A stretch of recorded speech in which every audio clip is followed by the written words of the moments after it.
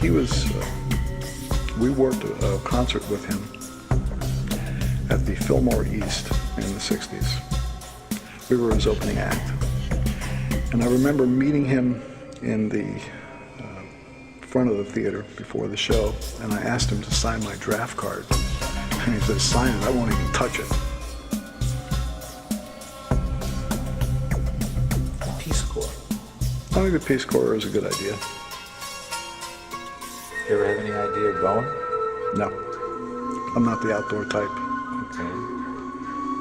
How about in general, the 60s scene in LA?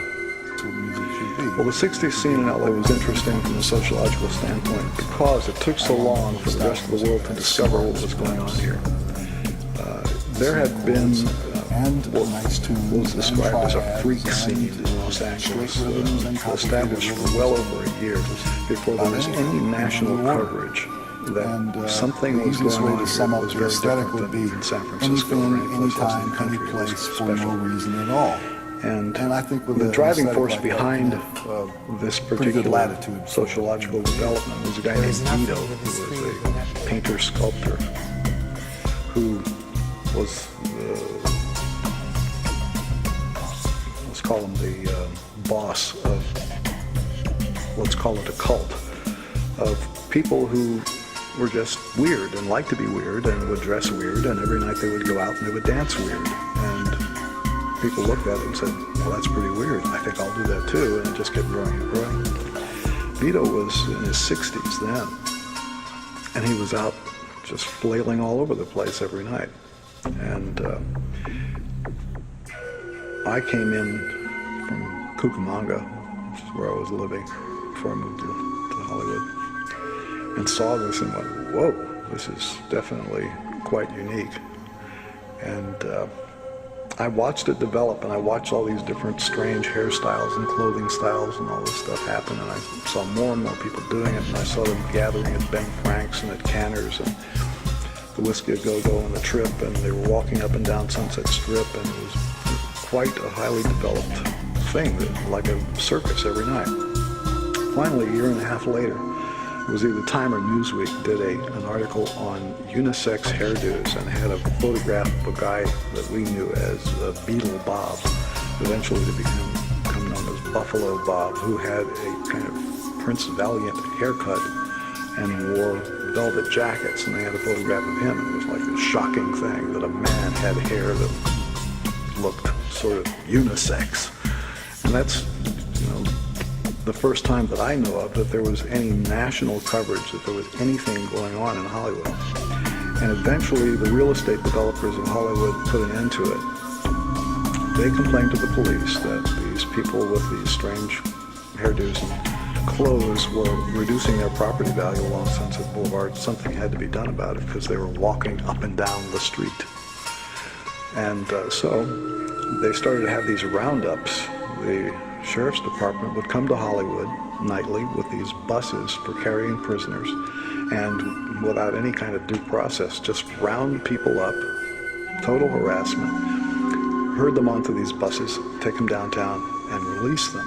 Just to harass you, to keep you from going to the Sunset Strip. And eventually, that was fairly successful. It put a little fear into the people there. There were some tense moments with that policy, but the real way they killed the scene in Hollywood was to talk to the club owners and threaten them to make them stop hiring those kinds of bands which attracted that kind of clientele. And it takes me years to put And together. by that time, they virtually destroyed whatever scene was developing in Hollywood, and that's when we moved to started off Talking about unisex non-conformers, one of the heroes of the century, way before the 60s, had that no reason other than since his massive work is He had good hair, why and the thing that I like about Albert Einstein, I hope it's not a popular story, but he liked the television show that I liked, which was Time for Beanie. I heard a story that he left an important meeting at one time telling the people that he had to go watch Time for Beanie. And I hope that's true. Well, we know for a fact that he also loved the character and connected with Sid Caesar to tell him. Actually, Oppenheimer told Sid Caesar that Einstein loved the professor. Do you remember the character? No. Remember Sid Caesar's professor? No. That's a fact. So Einstein took that television. So maybe it's not a fact. I wonder whether he watched wrestling now. I wonder. Well, 1964. If you would talk a little bit about the Mothers. What do you want me to say? I don't know. How did it happen? I got a phone call from a guy that I'd done some recording with in the past named Ray Collins. He was working with a bar band at a club in Pomona called the Broadside, and he had a fist fight with their guitar player, and they needed a substitute guitar player for the job on the weekend. And so I was the substitute. I went down there and played. It was basically dance music, Louie Louie, Midnight Hour, all that kind of stuff. I kind of liked the band and suggested that if we were to learn some original material, it would be possible, theoretically possible, to make a record. And the guy who was the leader of the band was a sax player named David Coronado. And he says, no, don't do that, because if you play original material, you can't work these jobs. So when they say versions that they like, that was the fact. Because musicians in this area that they referred to as the Inland Empire were used only as jukebox function to make people drink this bad beer that they served there. And if you played a song that people did not recognize, the chances went up that they wouldn't dance to it. And if they didn't dance, they wouldn't drink. And if they didn't drink, then the bartender would, or the owner would fire you. So all the bands were induced to be as derivative as possible. And the more songs you played that sounded like what was on the radio, the better band you were. So anybody who took the chance to learn and perform original material really was taking a big risk. And it turned out that David Coronado was right. The minute we started playing original material, we got fired from every place that we tried to work. And only got a record contract by accident. Just about anything. Because we'd been turned down by all the different companies. The easiest way to sum up the aesthetic would be anything, the man anytime, from MGM anyplace, who signed us at all. was busy someplace else the night they were supposed to come and see our group. Pretty good lab. We got some girl sitting in his lap at a club down the street, and our manager kind of dragged him by the ear down to the Whiskey A Go-Go where we were playing, and said, just listen just for a moment. So that's all he did. He listened for a moment. He said, okay, we'll give him $2,500 and we'll sign him. And he had no idea what we really did, because he walked in while we were playing a boogie and left before we did anything weird. So you can imagine how shocked he was when, I think the first tune that we recorded when we made the Freak Out album was Any Way the Wind Blows, or something easy.